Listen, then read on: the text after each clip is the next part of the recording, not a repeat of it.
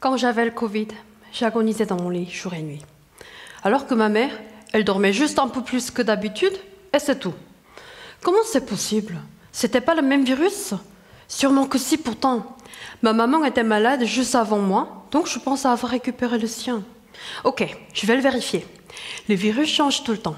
Il subit différentes mutations génétiques. Je vais donc les utiliser comme des empreintes digitales. Je prends le virus dans mon nez, dans le nez de ma mère, et puis je compare les mutations de ces virus. Si elles sont identiques... Ah oui, c'était le sien.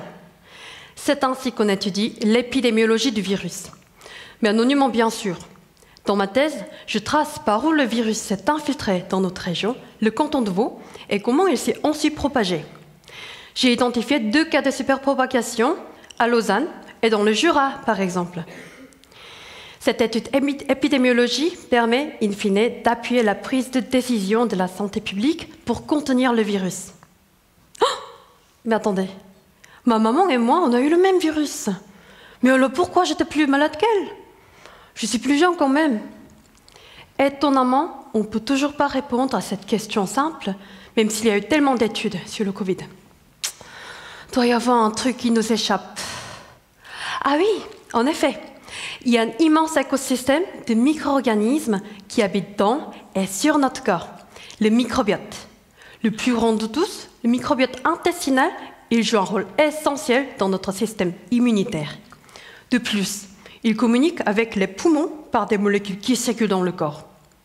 C'est pourquoi j'ai voulu comparer le microbiote intestinal entre les patients avec et sans Covid. Pour ce faire, on prend du caca et on regarde quelles bactéries font partie de la fête. Heureusement, chaque bactérie possède son propre code barre génétique qu'on peut juste scanner par séquençage. Et résultat, oui, il y avait bien un lien entre le microbiote intestinal et le Covid. Les patients Covid avaient plus de méchantes bactéries qui provoquent une inflammation. En comprenant mieux ce lien, on peut améliorer la prévention et le traitement des maladies respiratoires. Dans ma thèse, en pleine pandémie, j'ai donc étudié ce virus dans le grand et le petit monde pour avoir une compréhension plus complète du virus.